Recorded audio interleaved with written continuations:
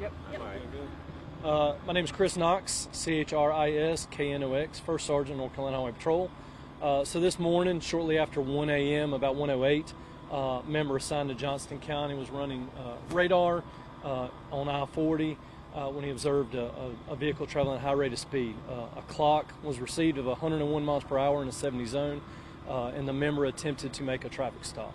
The driver of a Nissan Rogue fled from the trooper, and then a pursuit ensued leading towards Wake County.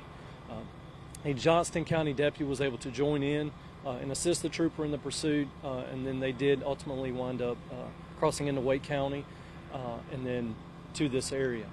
Once they got off of 40 on the Hammond, and then again took several side roads until the vehicle became stuck in a grassy area, and the members, the deputy, and the troopers that were there attempted to make contact with the driver, attempted to take him into custody, and that's when he produced a handgun and fired at the law enforcement officers.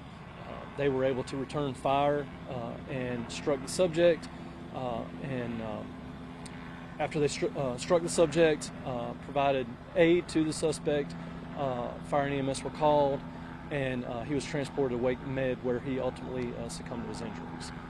So he died at Wake Med then? He did, okay. yes, not here at the scene.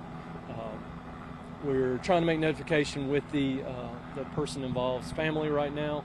I can tell you that we have, when it comes to pursuits, it's always why. Why do people run? This person, there were active warrants for their arrest for murder. So you never know what you're dealing with, and this is one of those examples where, in a very dangerous situation from somebody that really had nothing to lose, it appears.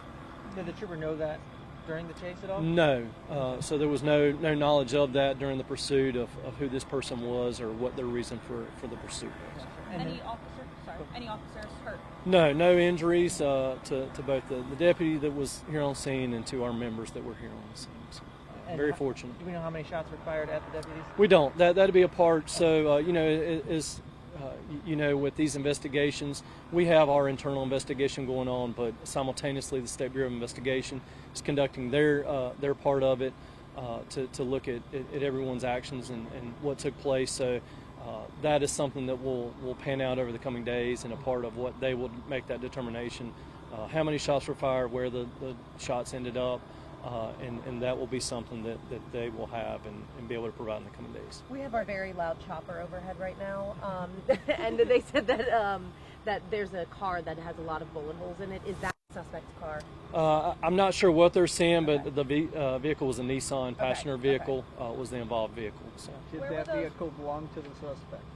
I don't have that. I'm not sure if he was the registered owner or what, but I don't mind getting that to you in the coming time. So, yeah. Can you tell us where those warrants for murder were out of? I'm going to hold tight on that right now, just because we are, again, and just the sensitivity of the family involved, making sure that we get up with them and let them know what has happened. And then I will be able to provide where those were out of, and then hopefully that agency can maybe give some background about those charges and what they were kind of ultimately stemming from. So. Male suspect? Correct. Was he the only one in the car? Only person in the car, yes, okay. ma'am. And then just to clarify, deputy and trooper were the ones that were here at the scene when those shots were fired at them? Or correct. We had multiple troopers that had gotten here by that point. Okay.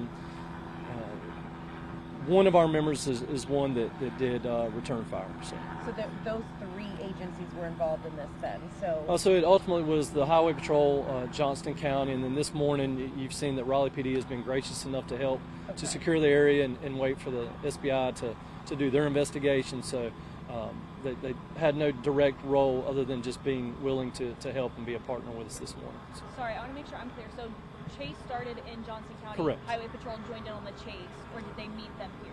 No, the Highway Patrol that started the pursuit was assigned to Johnston County, and then local Wake County troopers assisted once it entered into Wake, and they were in position to be a support. So. Okay. So at this point, we don't know. You may have said this, but what a trooper fired shots, or who fired which agency fired the shots? Right. I can, I'll speak for our agency. I'm sure Johnston County will want to speak as well at some point, but I can say that we did return fire and we were a part of that. Yes, ma'am. in terms of speeds, you clocked him at 101. Can you confirm how high the chase got in terms of speed? It did exceed 101. I know that the suspect increased their speed after being clocked, but don't have an exact number for you. But I might in due time. Are we safe to say over 120? I'm not sure. I don't have a good number. I'll go back, listen to the radio traffic, and be able to hopefully give you a.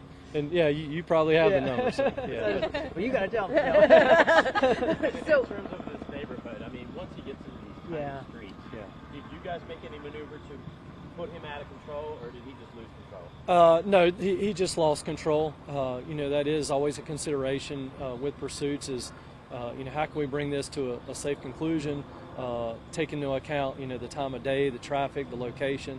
So, that is definitely a determination. If, like a pit maneuver in here would not necessarily be the great place because you don't want to impact a residence, people that are sleeping. So, it's always just this balancing act of, how can we safely bring this to an end versus keep everybody that could possibly be impacted safe as well. So. Did he try to run from the scene with a gun in his hand, or do you guys know at this point? No, don't have that yet, but hopefully I can hone in on that a little bit for you. At least for your trooper, what's next for that trooper? Yeah, so whenever we're involved in a shooting, again, the SBI is something we immediately make contact, have them do, an impartial investigation to look at what happened. From an agency perspective, we're going to put the member on administrative duty, which is the normal protocol for any shooting, as you've heard, and that's the case. But that just gives us the time to look at it and reflect and see what took place, get all the evidence together, and just make sure we check all of our boxes too. So. I'm good. Thank you so much. We really appreciate it. I'm guessing you're gonna. I'm guessing you're gonna send out a thing later on, possibly. Yes, okay. it'll be like anytime. I'm just waiting for them to say. Yeah, no, you're cool. Yeah, I figured got at least we got this in time.